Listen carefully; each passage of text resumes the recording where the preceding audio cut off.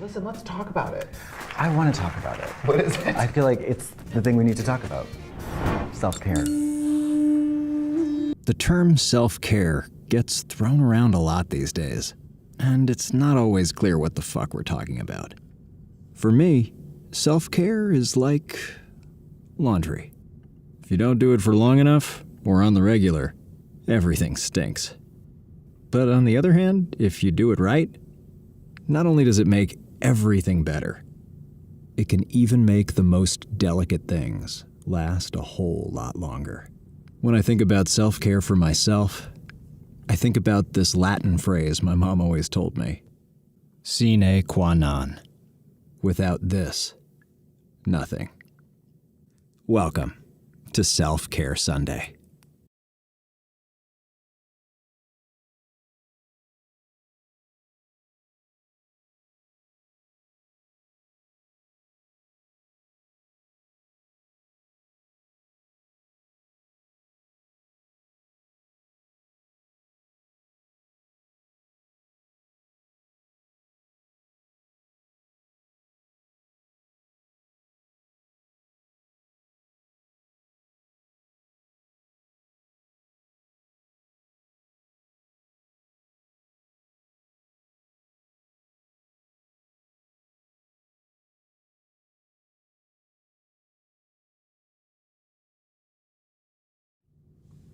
Off to a great start. What do you say? Welcome to 2022, everybody. It is a new year. I got a new haircut, and it is a new Self-Care Sunday. As always, with technical difficulties. What's up, everybody? It is a pleasure to be with y'all. Let me shout y'all out. Iron, Kate B, Sarah K, Manga M, Crow M, Jacobo Cardenas. What is going on, everybody? Welcome, welcome, welcome. It is awesome to have you here in my little vocal booth.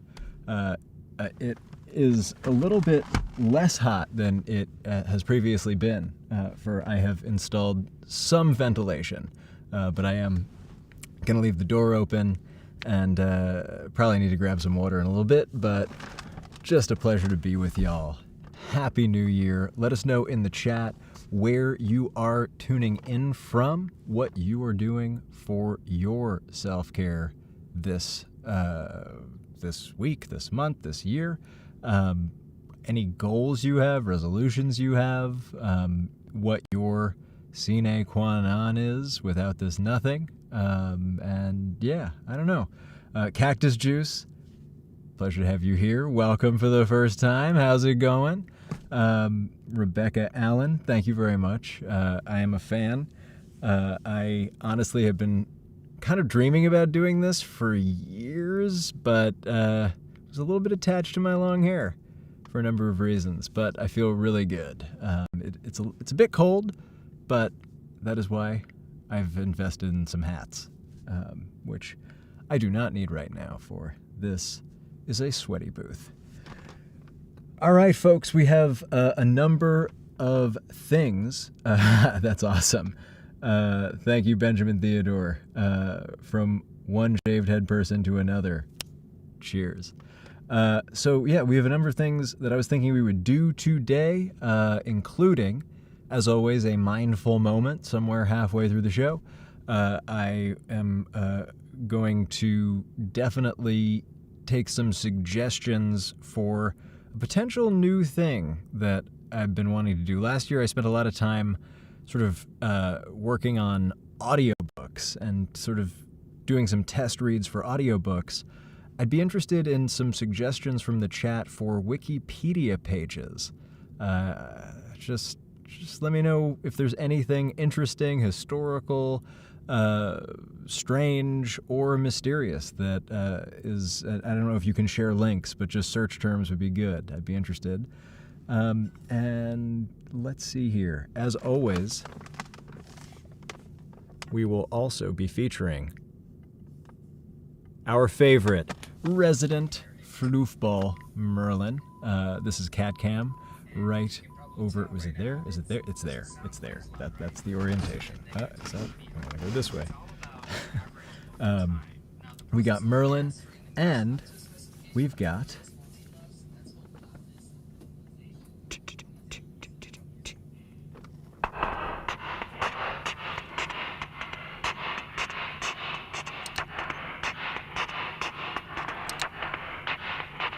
mouth sounds.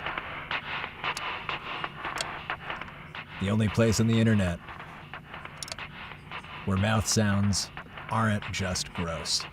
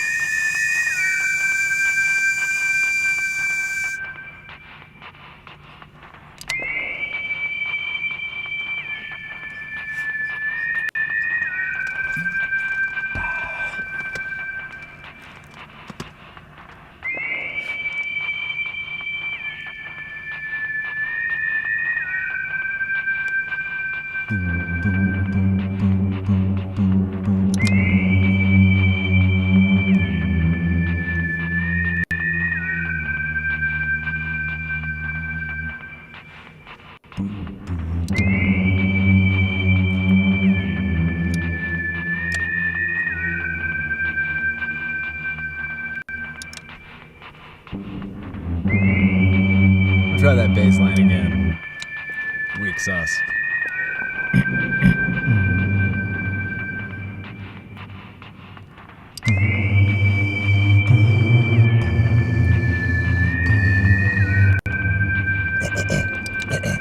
Gotta work on those.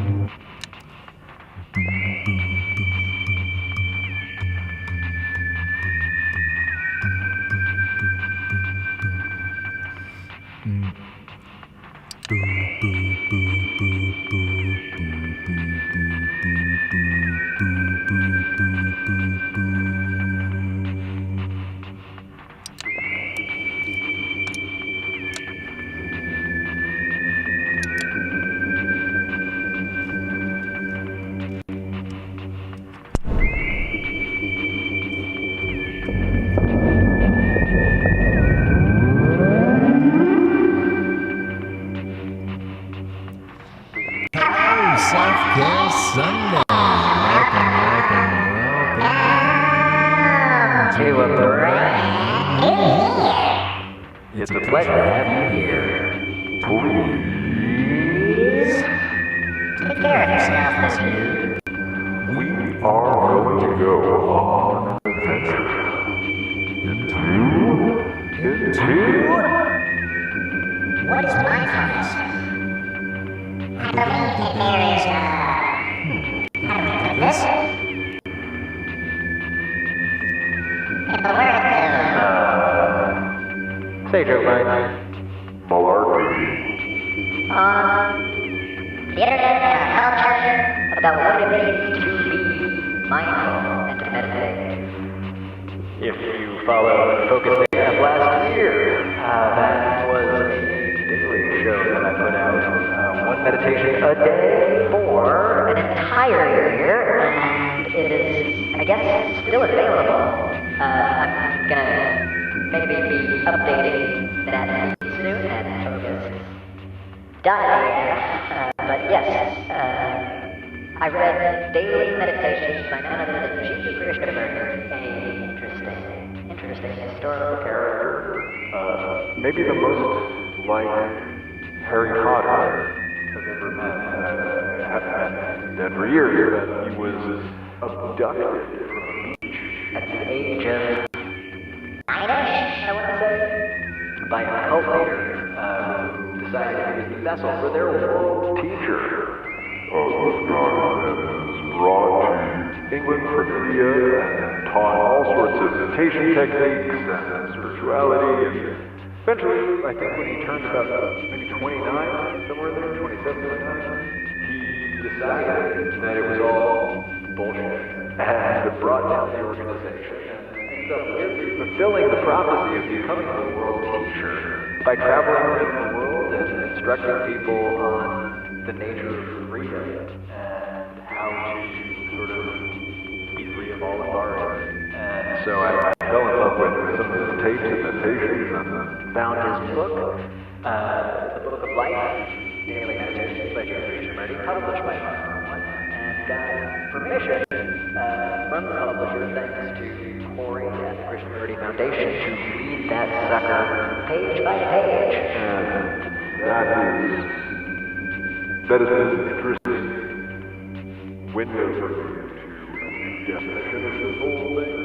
I think that the problem with meditation Is that we get into this headspace of, are we doing it right or are we doing it wrong? and I think that it can get really dark when you focus on if we're doing it wrong. I think there's enough in life that we wonder if we're doing it right or wrong. And I think that the purpose of this thing is not to get stuck in one's head.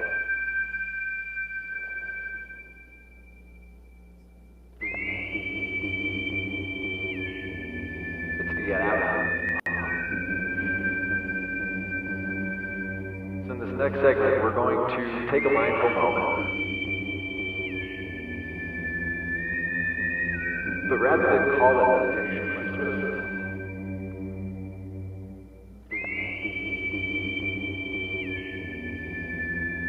meet right now without any pomp, circumstance, pretense.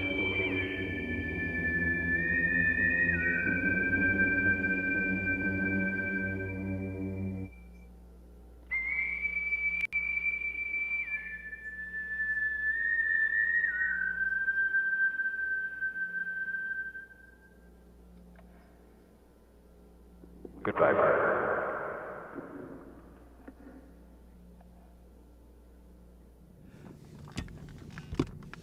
So, here's what I'm thinking. Sitting comfortably, standing, lying down. Whatever feels right for you in this moment, take that position.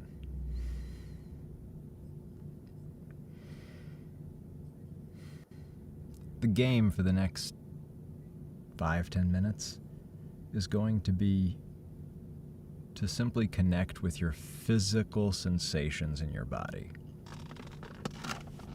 And that can include a whole mess of things. What is probably going to happen is thoughts are going to interrupt the sensory input. And that's fine. You can just thank those thoughts for sharing, notice them, and like training a puppy, come back to whatever it is that most readily is available for paying attention to, whether it's the sounds around you, whether it's the weight of your body against the chair or room underneath you, the feeling of your clothes against your skin, maybe the smell. Whatever is easiest to attend to for you.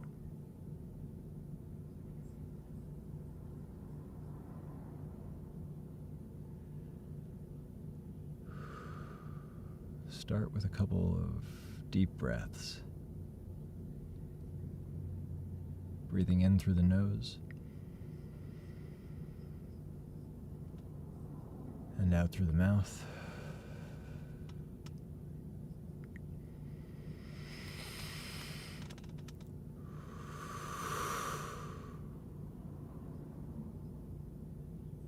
Seeing if with every exhale you can't relax a little deeper. Dropping that weight down into your seat or into your feet or into the floor.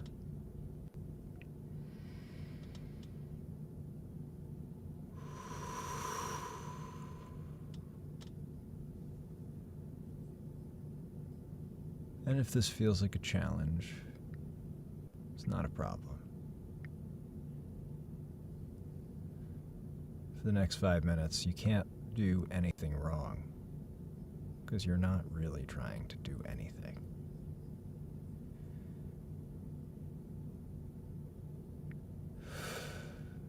And one trap I've found is trying to do nothing, and getting mad at yourself when you can't. Just notice it all. And come back to whatever object you chose. Be it the sensation of breath coming in and out of the body,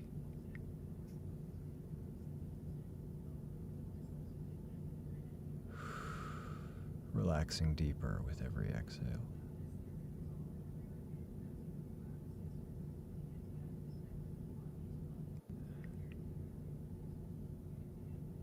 Maybe the sounds of the room you're in.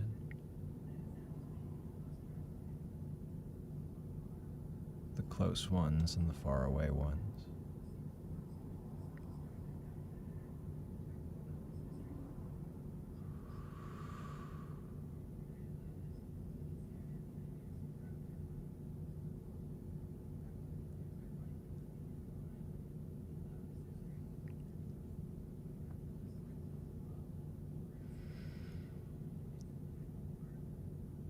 Or the weight of gravity pulling you down, sinking deeper again with every exhale.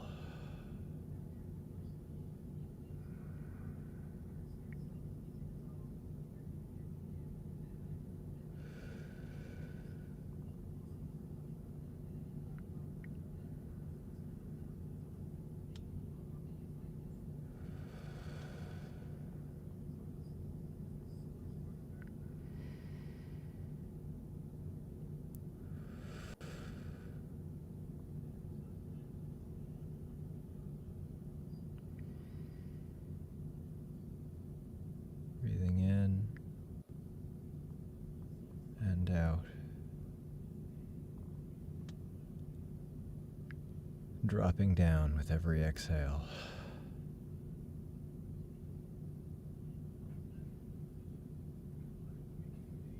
Feel free to keep with whatever object you chose. Noticing if you've gotten distracted by thoughts, coming back.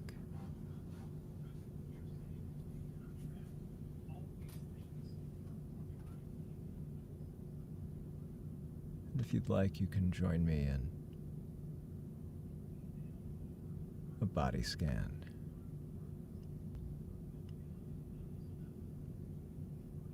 Bringing your attention to the very top of your head.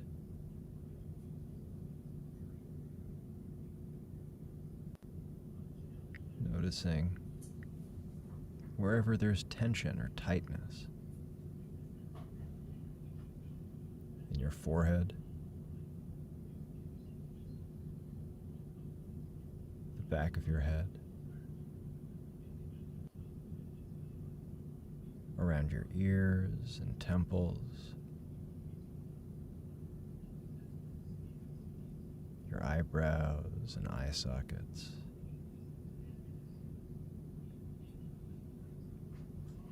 Simply noticing any tension in your jaw or sinuses.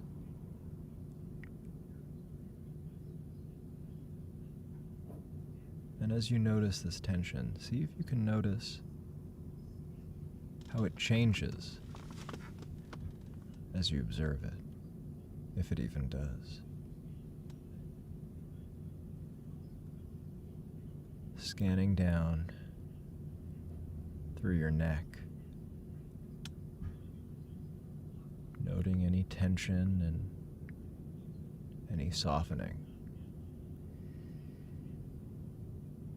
Continuing to inhale through your nose, exhale through your mouth.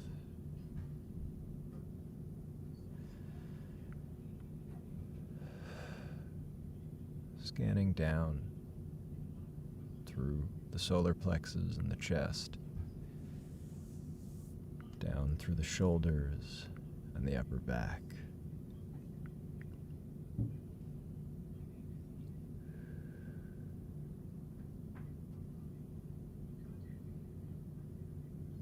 Simply allowing my voice to bring you back into the body if you find your thoughts wandering.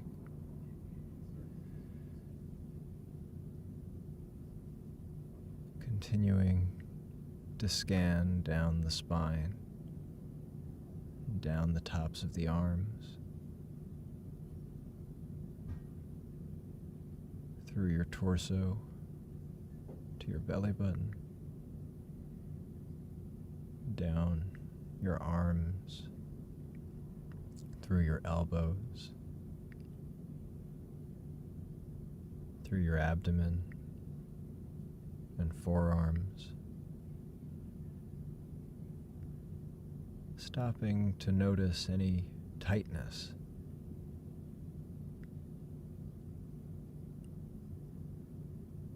any warmth, any changes as you continue to breathe at a relaxed, easy pace. Scanning down through the hips,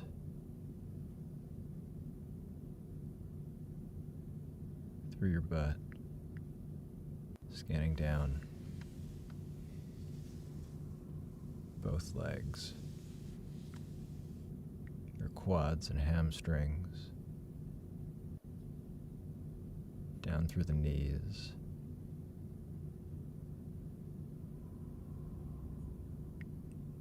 and from the knees through the calves and shins. Feeling through the ankles into the feet. Scanning through your feet and your hands. Through the base. Through the middle of the palm and the foot. And then taking time to go through all the fingers and toes. Noticing if you simply find yourself letting go by giving these parts your attention.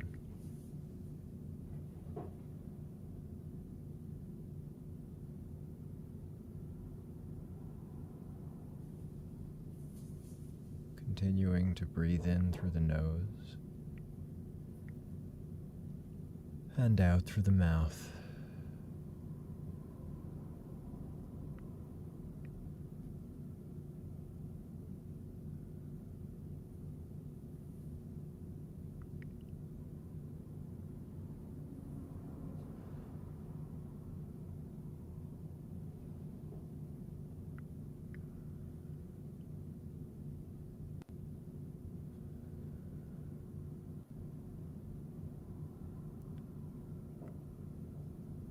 And now in your own time, taking one more scan from the top of your head through your fingers and toes, noticing what it's like right now, being you.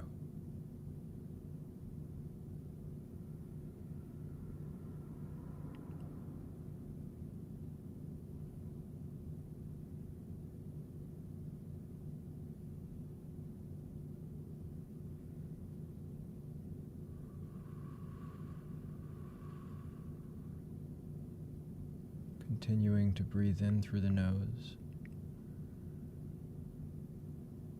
out through the mouth, relaxing deeper with every exhale.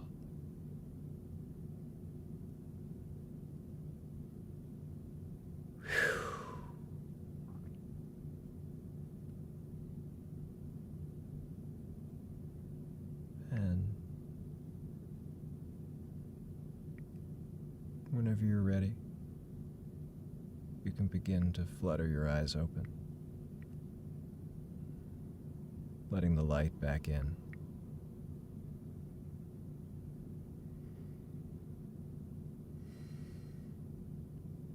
Becoming aware of the room around you.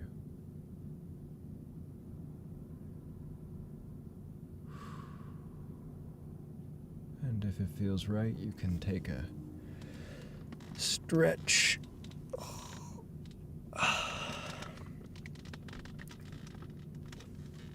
Just feeling that spaciousness, relaxation, and whatever else you feel on the other side of this mindful moment.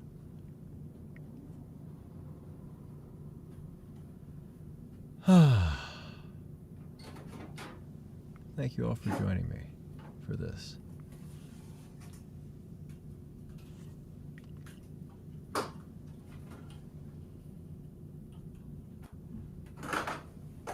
I see some badass goals in the chat.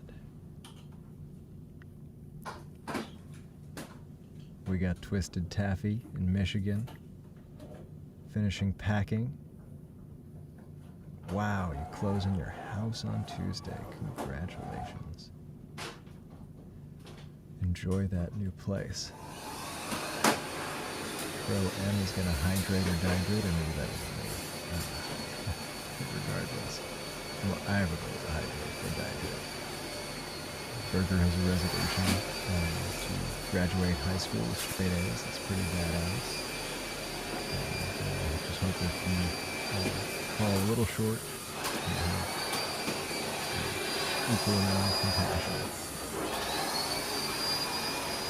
for yourself.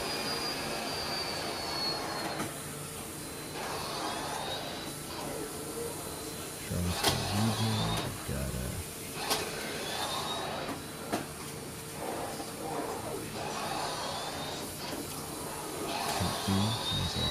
finishing up college, one more semester, or grad school, he's got a dissertation to finish. Let's get a look at all that. KP's gonna choose and commit and not feel bad about it.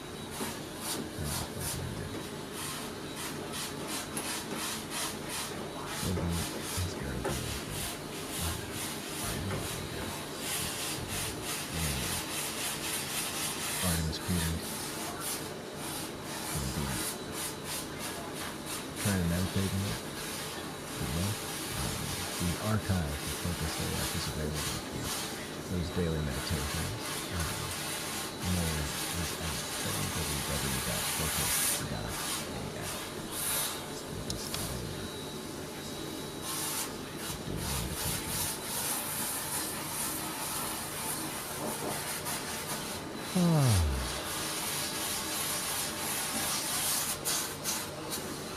So I was thinking that we would spend a little bit of time recording maybe the first episode of what's tentatively titled Zach Reed's Wikipedia.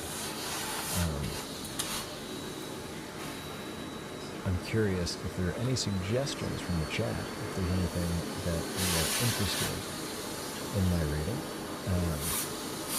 I'm here for any and all of those. And, yeah, I think I'm going to let you guys put some suggestions in the chat for that while I go get a glass of water. Because, boy, am I ever thirsty right now. I'm straight out of this one.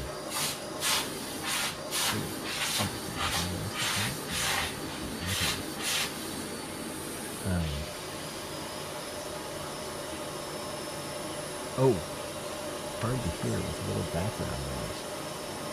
Hello.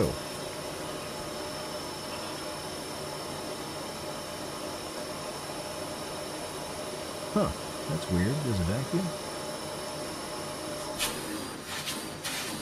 This is interesting. Thank you guys for the... No, was that happening during the meditation?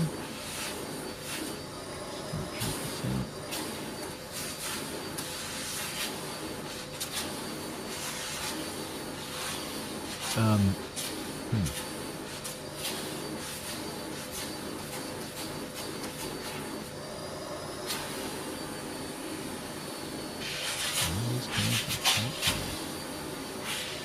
think it's on the right.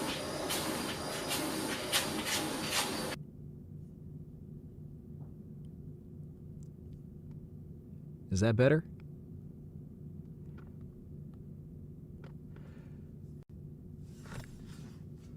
That may have been cat cam. I thought I muted that. Hilarious. All right. Oh man, Monka M's got a job interview. Good luck. Go get it, and feel free to come back to this video for that meditation. All right, great.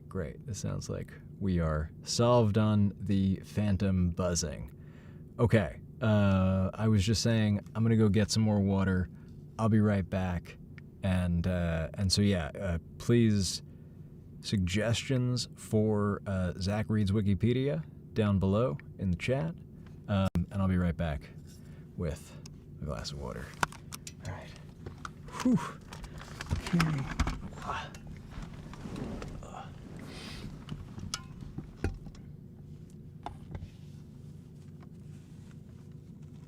Ha ha ha ha. Ha ha ha ha. It's me, Ruffles. It's a new year and a new sock. Well, no, not at all. It's the same sock. But hello, freak bitches. It's great to be here. Oh, I'm still a little hungover from New Year's. I know it was like over, I don't know. I have no sense of time. I'm a sock, for God's sake.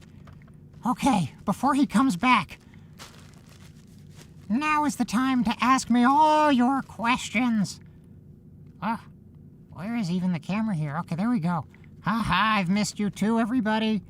Oh boy, it's great to be here. Oh man. Oh, whew. Okay, let's see. I did not get a haircut. In fact, I grew some hair, but it would be illegal for me to show you on this stream on YouTube. You have to come to my OnlyFans page, well, which is in development.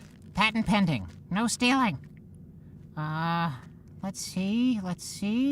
How do I feel about shoes? I think shoes are an oppressive form of control invented by human beings to enslave sock kind. I think all shoes should be burned, except for boat shoes. Boat shoes are extremely useful when on boats, because I do not like getting wet. Yes, illegal hair. Illegal hair. Basil is a lesser parsley. I know that they are not of the same species of plant, but I do believe that this is a scientific fact.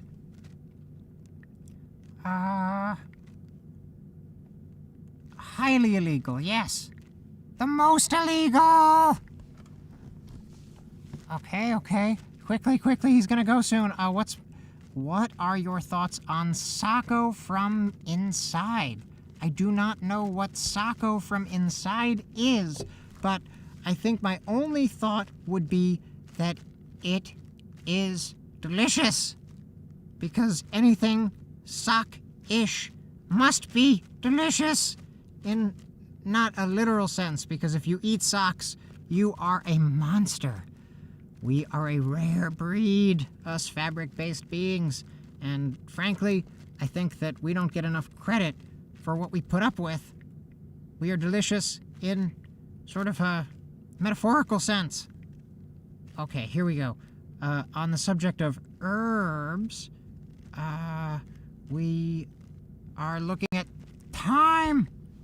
I think that thyme is frankly a stressful herb because it reminds me of my impending mortality. The life expectancy of socks is not historically very high. Anybody who's spent any time in a laundromat should know this. I'm much more partial to rosemary. Yes, rosemary. Oh, Detective Mudia, one man's cannibalism is another man's lunch. Frankly, the thing about cannibalism is it's a matter of perspective. Look, if you're a baby whale and you eat another baby whale, are you a cannibal or are you just hungry and the only thing around is your brother? See, as a sock, I would never think to eat a sock. However, if I was stranded on a desert island and the only thing to eat was the pair sock that came with me, let's just say never go to the island where I ate. I mean, what? I'm not gonna. What's the amendment where I don't incriminate myself? That one. Cannibalism. It's disgusting, but there are reasons that it is done. Okay, let's see here. I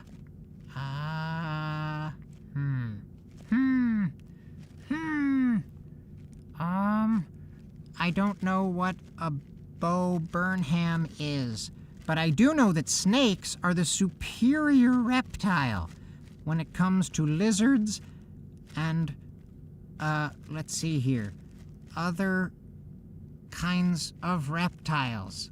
I know what those are. They are not snakes. Snakes. The Fifth Amendment. Oh, God. Damn it. Ruffles. No! Why are you back here?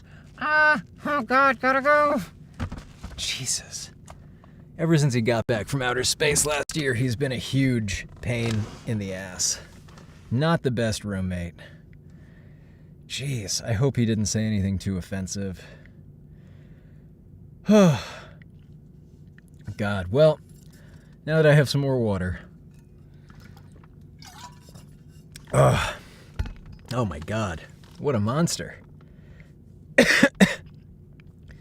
Let's see here, what suggestions exist for the Wikipedia page. All right, we got the Lord Byron. Well, let's see here. Got a web browser, and I'm not afraid to use it. LORDBYRON.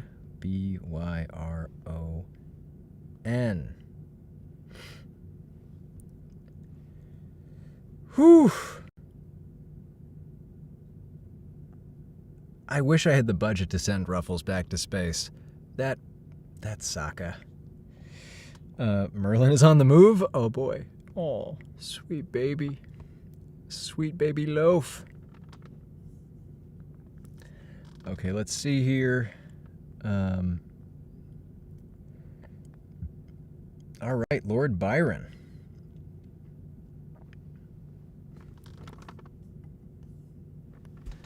Okay, I'm gonna close this here booth.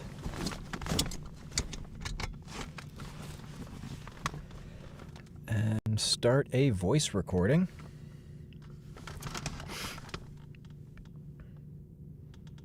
All right.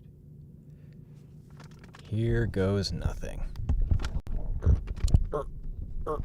Uh-oh. Uh-oh. Here goes everything. Ah! I was going to try to get the mic closer to me. This was a huge mistake. Oh, no. Jeez Louise. I hope this is still running.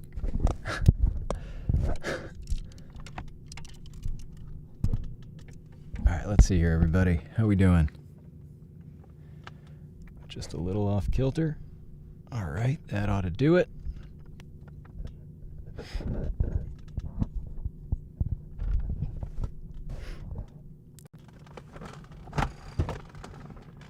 All right, and then we will do one of these so that we are better framed. All right. Me. Boop.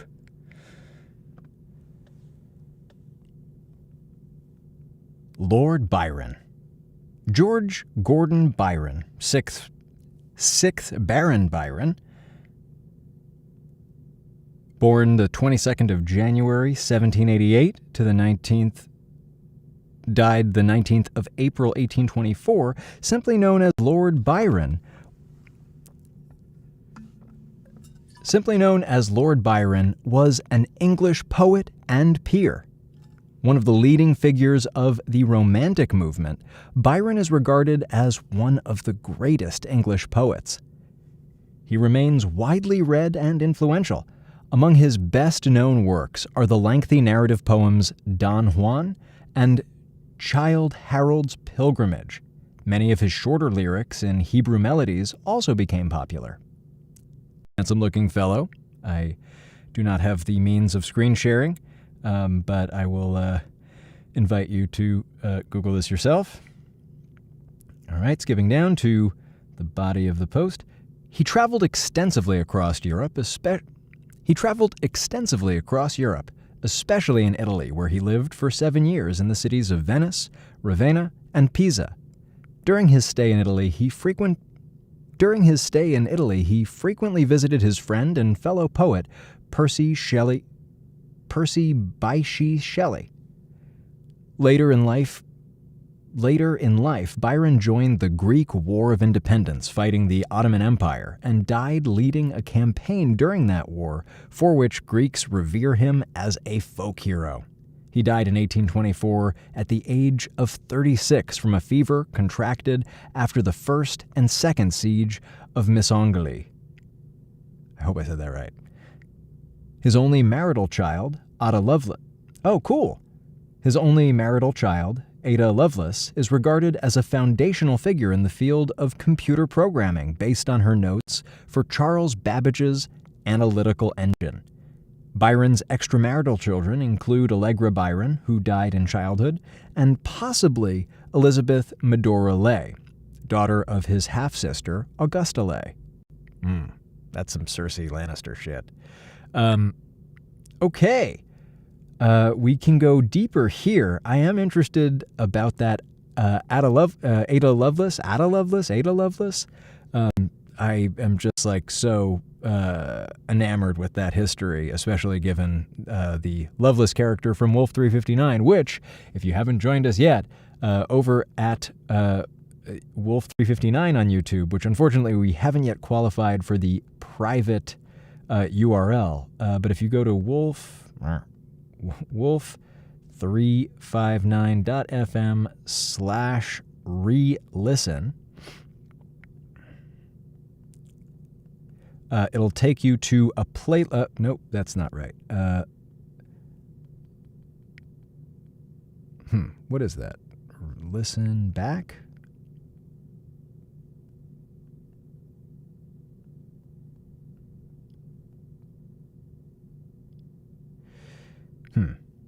Well, just check the description down here. After this video is done streaming, I will copy and paste that link. It's also all over the Wolf 359 Twitter, as well as my own Twitter. That's Wolf 359 Radio on Twitter and Zach Valenti on Twitter. But I'll put it in the show notes. We're playing all the episodes back on YouTube, starting with Season 1. Saturdays, Tuesdays, and Thursdays at 3:59 Eastern Standard, and Ada Lovelace, one of these Lovelaces, the name inspired Captain Lovelace, and is an interesting history. All right, so let's see here. I want the web browser to be next to the chat, because both are important. Let's see.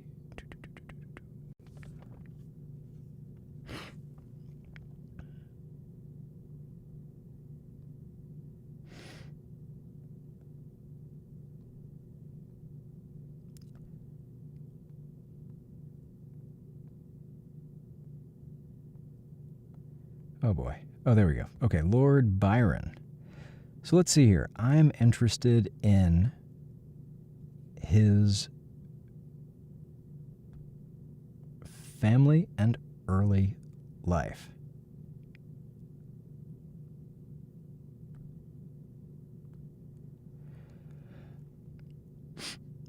He traveled... George Gordon Byron was born on the 22nd of January 1788 on Holles Street in London. His birthplace is now supposedly occupied by a branch of the department store John Lewis. Byron was the only child of Captain John Byron, known as Jack, and his second wife, Catherine Gordon, heiress of the Jite Estate in Aberdeenshire, Scotland. Byron's paternal grandparents were Vice Admiral John Byron and Sophia Trevanion. Having survived a shipwreck as a teenager midshipman, Vice Admiral John Byron set a new speed record for circumnavigating the globe. Oh my God. Can you imagine surviving a fucking shipwreck as a teenager and then getting back on a boat? After he became embroiled in a tempestuous voyage during the American Revolutionary War, John was nicknamed Foul-Weather Jack Byron by the press. Gotta love a nickname, Foul-Weather Jack. Byron's father had previously been somewhat scandalously married to Amelia Marchioness. I don't know how to say that word, of Carmarthen, with whom he had been having an affair. The wedding took place just weeks after her divorce from her husband, and she was around 8 months pregnant. Scandalous. The marriage was not a happy one, and their first 2 children, Sophia Georgina and an unnamed boy, died in infancy. Amelia herself died in 1784, almost exactly a year after the birth of their third child, the poet's half-sister, Augusta Mary. Though Amelia succumbed to a wasting illness, probably tuberculosis, the press reported that her heart had been broken out of remorse for leaving her husband. Yeesh. That's some fake news, if I ever heard any. Much later, 19th century sources blamed Jack's own brutal and vicious treatment of her. Jack then married Catherine Gordon of Gite on the 13th of May, 1785, by all accounts, only for her fortune. Oh boy. Sounds like a gold digger. To claim his second wife's estate in Scotland, Byron's father took the additional surname Gordon, becoming John Byron Gordon, and occasionally styled himself John Byron Gordon of Gite. Byron's mother had to sell her land and title to pay for her new husband's debts, and in the space of 2 years, the large estate, worth some £23,500, had been squandered, leaving the former heiress with an annual income in trust of only £150. In a move to avoid his creditors, Catherine accompanied her profligate husband to France in 1786, but returned to England at the end of 1787 to give birth to her son. The boy was born on the 22nd of January in lodgings at Holler Street in London and christened at St. Marylebone Parish Church as George Gordon Byron. His father appears to have wished to call his son William, but oops.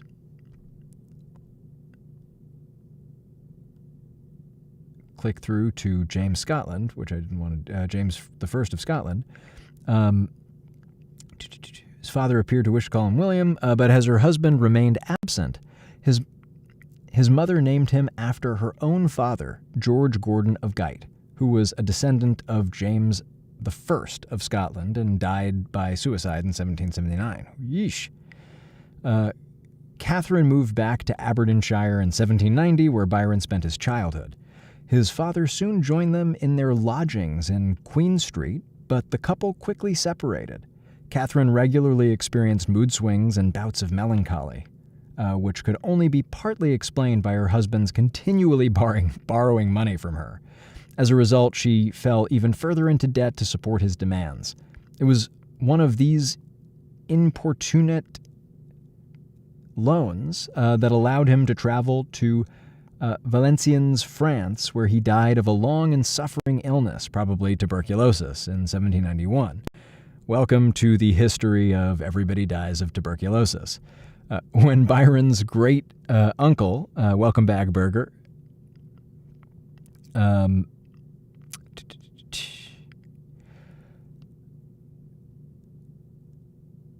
when Byron's great-uncle was posthumously labeled the Wicked Lord Byron, who was posthumously labeled the Wicked Lord Byron, died on the 21st of May, 1798, the 10-year-old boy became the 6th Baron Byron of Rochdale, and inherited the ancestral home, Newstead Abbey in Nottinghamshire. His mother proudly took him to England, but the abbey was in an embarrassing state of disrepair, and rather than living there, she decided to lease it to Lord Grey of Ruthin, among others, during Byron's adolescence. Described as a, quote, woman without judgment or self-command, Catherine either spoiled or indulged her son, or vexed him with her capricious stubbornness. Her drinking disgusted him, and he often mocked her for being short and corpulent, which made it difficult for her to catch him, to discipline him. Yikes! Such a colorful childhood of being a dick to his mom, who was a drunk. Byron had been born with a deformed right foot. His mother once retaliated and, in a fit of temper, referred to him as a lame brat. Wow, super nice people. This reminds me of if you've ever watched the cartoon Archer, just without the spy stuff, just like really mean mother-son relations. However, Byron's biographer, Doris Langley Moore, in her 1974 book, Accounts Rendered, paints a more sympathetic view of Miss Byron, showing how she was a staunch supporter of her son and sacrificed her own precarious finances to keep him in luxury at Harrow and Cambridge. Langley Moore questions 19th century biographer John Galt's claim that she overindulged in alcohol. So maybe she wasn't a drunk. We don't know. This was before Instagram and Twitter and all this crap, where we're going to be able to look back and see exactly the way we all were. Not that we're actually real on social media in ways that, whatever. I think you get where I'm going with this. All right. Let's see here. Upon the death of Byron's mother-in-law, Judith Noel the Honorable Lady Milbank, in 1822, her will required that he change his surname to Noel so as to inherit half of her estate. He obtained a royal warrant allowing him to take and use the surname of Noel only, and to subscribe the said surname of Noel before all titles of honor. From that point, he signed himself Noel Byron, the usual signature of a peer being merely the peerage in the case of simply Byron. It is speculated that this was so that his initials would read N.B., mimicking those of his hero, Napoleon Bonaparte. Lady Byron eventually succeeded to the barony of Wentworth, becoming Lady Wentworth. Hilarious. So many Games of Thrones changes of names and kingdoms and things. I'm going to be honest. I tire of him. I want to read about his daughter, who invented computer science at some level. Let's see. Ada Lovelace, where are you?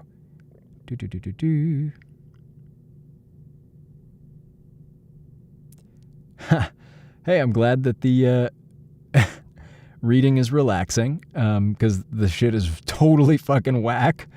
I'm curious, how to play around with the read, and if this were to ever be a podcast, would it be more fun with another voice, like somebody to kind of banter with? Is it better to read it really straight, like an audiobook? Is it good to have commentary? These are the questions that I have about Zach Reed's Wikipedia, which I think is a genuinely good idea. A warrant for a surname. All right, let's see here. What should I get from the store after the stream? Charlotte, I think you should get those colorful carrots. They make bags with purple carrots in it. You should get one of those. And if they have it, some Ithaca hummus, your flavor of choice. You can't go wrong. It's the best hummus I've ever found. Def banter. Banter. Okay. Banter is good. Banter at the beginning, banter at the end, banter in throughout. Depends on the article. This is tough. These are all fucking really good things to say. Joss Isaacson, welcome. That is so cool. I have family from Sweden, and it's lovely to have you here. I'm so glad you found my channel too.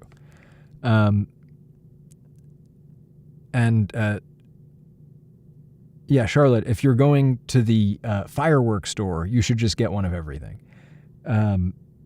Let's see here. So yeah, I want Ada Lovelace's page, and we're going to read a little bit of that before we wind down on this week's stream. Amazing how quick an hour will go.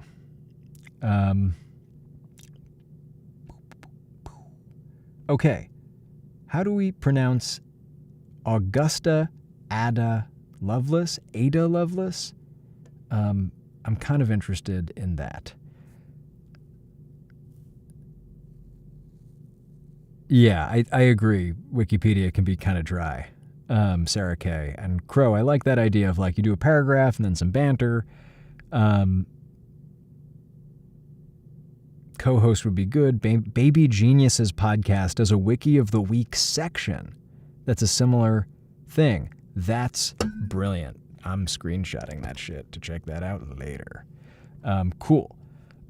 Without further ado, I bring you, how do we say this? Oh, I was like, I saw on the Wikipedia page, there's like article and then talk, and I was like, wait, does Wikipedia read to you now? And it doesn't. It does not.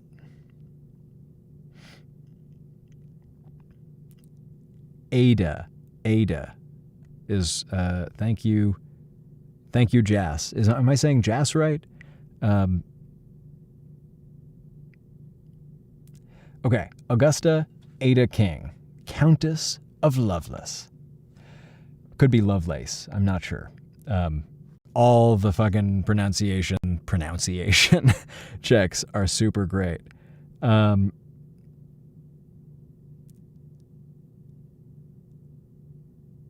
Okay, and jazz. My favorite genre of music. If I had to pick one, I like them all, but like if I had to pick one. Copy pasta memes. There's so much here. Okay, let's get into this. Born Byron, born on the 10th of December, 1815, died the 27th of November, 1852. Ada Lovelace was an English mathematician and writer, chiefly known for her work on Charles Babbage's proposed mechanical general-purpose computer, the Analytical Engine. She was the first to recognize that the machine had applications beyond pure calculation, and to have published the first algorithm intended to be carried out by such a machine. As a result, she is often regarded as the first computer programmer. That's so badass. Ada Byron was the only child of poet Lord Byron and mathematician Lady Byron. All of Byron's other children were born out of wedlock to other women. Byron separated from his wife a month after Ada was born and left England forever. 4 months later, he commemorated the parting in a poem that begins, "Is thy face like thy mother's, fair child? Ada, sole daughter of my house and heart." He died in Greece when Ada was 8 years old. Her mother remained bitter and promoted Ada's interest in mathematics and logic in an effort to prevent her from developing her father's perceived insanity. Despite this, Ada remained interested in him, naming her 2 sons Byron and Gordon. That's weirdly sweet, even though he was kind of a horrible dad. Upon her death, she was buried next to him at her request. Although often ill in her childhood, Ada pursued her studies assiduously. She married King William in 1835. King was made Earl of Lovelace in 1838, Ada thereby becoming Countess of Lovelace. For a second I was like, William King? She married William King in 1835. I was like, King William? Is she a queen? She does rule. Aw. I think this is the time to show off the cat socks. Ah, there are cats on my socks, and they're cute. I just see cat's foot poking out and people loving it on the chat. It's so cute. He is so cute. All right. We are now Countess of Love. Okay. Her educational and social exploits brought her into contact with scientists such as Andrew Cross, Charles Babbage, Sir David Brewster, Charles Wheatstone, Michael Faraday, and the author of Charles Dickens, contacts which she used to further her education. Ada described her approach as poetical science, and herself as an analyst and metaphysician. It's a pretty badass title. I'd love to see that on a business card. Cat socks! Back in Brooklyn, I used to have a camera that was like on the floor with the foot pedal for the looping mouth sounds thing, and so the cat socks were a critical part of the uniform. Zach Valenti reporting for duty. I also hope they have lace at Lovelace. And is it Loveless or Lovelace? I don't believe... Oh, double checking. There are indeed spoken articles on Wikipedia. Wow. There are the articles being read aloud. I'm going to have to check that out. That's kind of insane.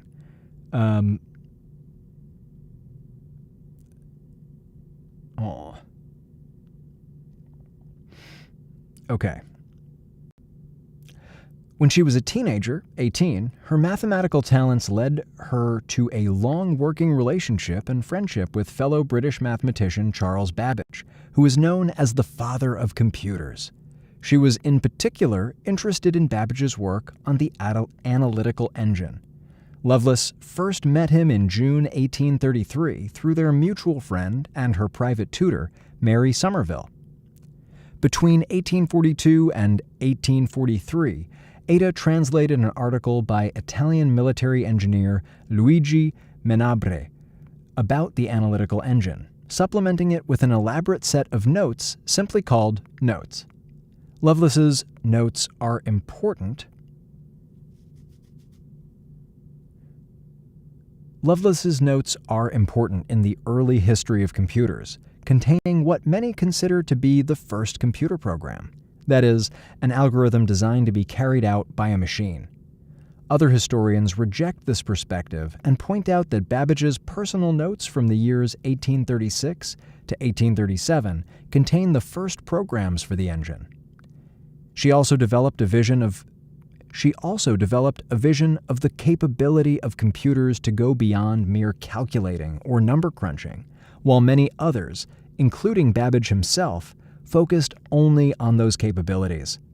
Her mindset of poetical science led her to ask questions about the analytical engine, as shown in her notes, examining how individuals and society relate to technology as a collaborative tool. Damn, I want to read that.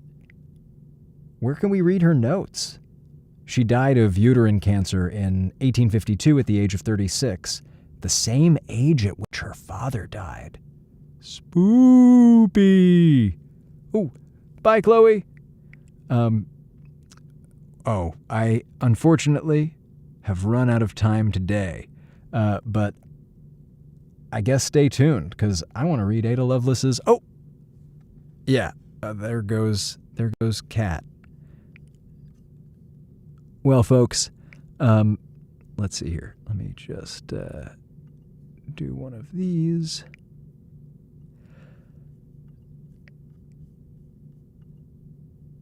I believe it is time to bring the first Self-Care Sunday of the year to a close. Stay tuned if you are a subscriber to the Focused AF podcast for more content there. We are, if you haven't gotten the memo already by just the lack of publishing, not going to be doing daily episodes this year. I had some ideas that I might, but I kind of need a break from daily publishing. But stay tuned on Focused AF for more content there. I'll be back if not the first Sunday of the month, at least one Sunday of the month, every month this year, right here on YouTube for Self-Care Sunday. And yeah, I have a lot of things that I want to try out, and only so much time. So we'll see what we get through.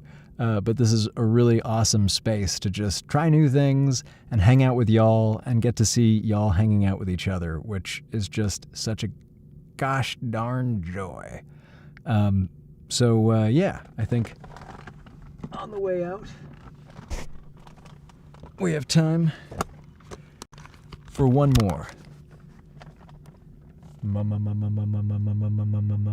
Oh man, that's not where I want that. Is this gonna work? This might work. I'm not sure this is going to work. One more mouth sounds? Let's see.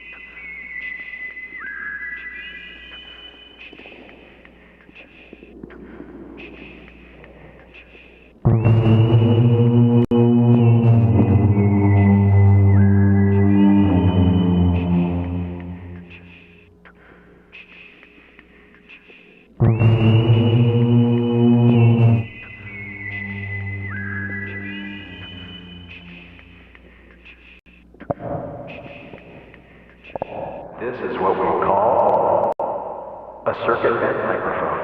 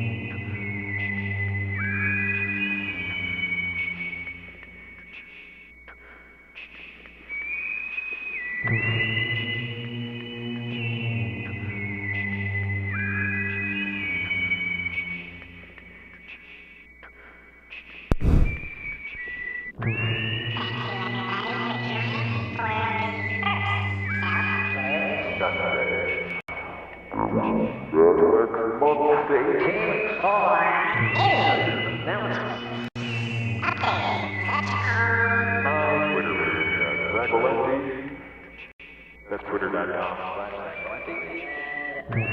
Subscribe, hit the bell notifications, press like if you like this video, and all of that good stuff. Just a pleasure having you with us here. You're a shade of a